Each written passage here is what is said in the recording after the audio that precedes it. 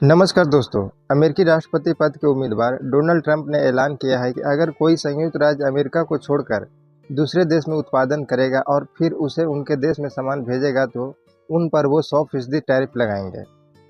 दोस्तों, Donald Trump का यह बयान ब्रिक्स देशों पर हमला माना जा रहा है जो डॉलर की जगह किसी दूसरी मुद्रा को अंतर्राष्ट्रीय मुद्रा बनाना चाहते हैं। दोस्तों, इसके बाद मंगलवार को डोनाल्ड ट्रंप ने प्रेसिडेंशियल डिबेट में आयातित सामानों पर टैरिफ बढ़ाने की बात भी दोहराई, जब उपराष्ट्रपति कमला हैरिस ने उनकी इस योजना को आलोचना की और कहा कि इससे कीमतें बढ़ जाएगी, तो इस पर ट्रंप ने कहा कि अगर वह दोबारा राष्ट्रपति बनते हैं तो वह टैरिफ 10% से बढ़ाकर 60% तक कर देंगे, खासकर चीन से आने वाले सामानों पर। दोस्तों, टैरिफ की सीधी लड़ाई भले चीन और अमेरिका के बीच हो रहा है, लेकिन ट्रंप की इस टैरिफ पॉलिसी का असर भारत पर भी पड़ेगा। भारत की कंपनियों को भी नुकसान होगा, क्योंकि भारत भी तो ब्रिक्स देशों का हिस्सा है जो कि डी-डॉलरीकरण का बात करता है, यानी भारत भी अपना व्यापार डॉलर से अलग करके रुपयों में करने का इच्छा रखता है। दोस्तों, अमेरिका की ओर से लगाए गए टैरिफ से भारत के निर्यात पर नेगेटिव असर पड़ता है, क्योंकि अमेरिका में भारतीय सामान महंगे हो जाते हैं और उसकी मांग कम हो जाती है, और जब मांग कम हो जाती है तो निर्यात कम हो जाता है, और निर्यात कम होता है तो व्यापार में घाटा बढ़ता है। व्यापार में घाटा बढ़ने से रुपयों की मांग में कमी होती है और इससे इसकी वैल्यू गिरती है। दोस्तों, इसके अलावा टैरिफ पॉलिसी से विदेशी निवेशकों का भरोसा कम होता है, जिससे वह भारत में निवेश करने से परहेज करते हैं, जिससे फिर रुपया की वैल्यू गिर जाती है। टैरिफ पॉलिसी से डॉलर की मांग बढ़ती है, क्योंकि अमेरिकी सामानों के लिए डॉलर की आवश्यकता होती है, जिससे डॉलर की वैल्यू बढ़ती है और रुपये की वैल्यू गिरती है। दोस्तों, डॉलर की बात करें तो अमेरिकी डॉलर दुनिया के सबसे शक्तिशाली मुद्राओं में से एक है और सबसे ज़्यादा कारोबार की जाने वाली मुद्रा भी है। जब भारतीय रुपये की ताकत या कमजोरी को किसी अन्य मुद्रा से मापा जाता है तो वह सबसे सामान्य मानक हमेशा डॉलर ही होता है। दोस्तों, एक समय ऐसा भी था जब डॉलर की कीमत मात्र 3 रुपया था, लेकिन आज रुपये की वैल्यू रिकॉर्ड निचले स्तर पर आ गया है। आज के डेट में $1 की कीमत करीब 84 रुपये के आसपास पहुंच चुकी है। दोस्तों, 1947 के पहले भारत ब्रिटिश शासन के अधीन था। तब भारतीय रुपया ब्रिटिश पाउंड से जुड़ा हुआ था। इसका मतलब यह था कि भारतीय रुपये की वैल्यू ब्रिटिश पाउंड की वैल्यू के आधार पर निर्धारित होती थी।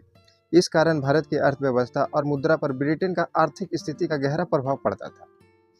दोस्तों, दूसरे विश्व युद्ध के समय 1930 के दशक में महामंदी ने दुनिया की अर्थव्यवस्था को चकनाचूर कर दिया था। ब्रिटिश शासन के अधीन होने के कारण भारत की अर्थव्यवस्था पर भी इसका गहरा प्रभाव पड़ा था। तब भारतीय रुपया की वैल्यू कम हो गई थी। साल 1947 में भारत को जब अंग्रेजों से आज़ादी मिली तो उस समय डॉलर की कीमत लगभग 3 रुपये 30 पैसे थी। उस समय रुपये की वैल्यू स्थिर थी, लेकिन इसके बाद धीरे धीरे इसमें गिरावटें आने लगी। दोस्तों, 1947 में आज़ादी के बाद भारत ने एक स्थिर एक्सचेंज रेट सिस्टम अपनाया। इस सिस्टम के तहत सरकार ने एक्सचेंज रेट में होने वाले उतार चढ़ाव को कंट्रोल किया। भारतीय रुपये की वैल्यू स्थिर रखी गई, जिससे इंटरनेशनल ट्रेड को स्थिरता मिली। लेकिन दोस्तों, इसके बाद भारत पाकिस्तान और भारत चीन के युद्धों ने इस स्थिरता को प्रभावित किया। दोस्तों, इन युद्धों के कारण भारत के विदेशी मुद्रा भंडार पर दबाव पड़ा, जिससे रुपयों की वैल्यू पर नकारात्मक असर पड़ा। दोस्तों, इसके अलावा 1970 के दशक में तेल संकट ने भी वैश्विक अर्थव्यवस्था को गहरा प्रभाव डाला था। इस संकट के कारण महंगाई बढ़ी थी, जिससे डॉलर की वैल्यू भी बढ़ी और भारत जैसे देशों को इस संकट का सामना करना पड़ा। भारतीय अर्थव्यवस्था पर भी इसका गहरा प्रभाव पड़ा था, क्योंकि भारत को तेल आयात करना पड़ता था। दोस्तों, उस दौरान भारत के आर्थिक विकास, विदेशी नीति और मुद्रा स्थिरता के बीच में संतुलन बनाए रखने की कोशिश की गई। इसके बाद 1991 से 2000 का समय भारत के आर्थिक इतिहास में एक महत्वपूर्ण मोड़ था। इस अवधि में भारत ने कई आर्थिक सुधार और उदारीकरण का उपाय किया, जिससे देश की अर्थव्यवस्था में बड़ा बदलाव आया। दोस्तों, 1991 में भारत ने अपनी अर्थव्यवस्था को विदेशी निवेश के लिए खोलने और व्यापार बाधाओं को कम करने के लिए कई सुधारों की शुरुआत की। सबसे पहले भारत ने एक स्थिर एक्सचेंज रेट सिस्टम अपनाया। 1991 में डॉलर की वैल्यू देखें तो उस समय डॉलर की वैल्यू 25 रुपये के बराबर थी। लेकिन दोस्तों, वही साल 2000 आते आते इस डॉलर की कीमत बढ़कर 25 से 45 रुपया तक की हो गई। इस समय भारतीय सरकार ने विदेशी पूंजी को आकर्षित करने के लिए रुपये की वैल्यू को कम करने का निर्णय लिया। इससे निवेशकों को भारत में निवेश करने के लिए प्रोत्साहन मिला। तो शुरुआती साल 2001 में $1 के बदले लगभग 47 रुपये मिलते थे। इसके बाद रुपये की वैल्यू बढ़ी, लेकिन 2009 में फिर रुपये की कीमत 48 रुपये पहुँच गई। दोस्तों, 21वीं सदी में कुछ ऐसी भी घटनाएं घटी जो दुनिया भर में हुई और इसका असर भारतीय रुपया की कीमत पर भी पड़ा। इनमें से एक घटना थी 2008 का आर्थिक संकट। दोस्तों, कोरोना महामारी ने भी हालत और मुश्किल कर दिया।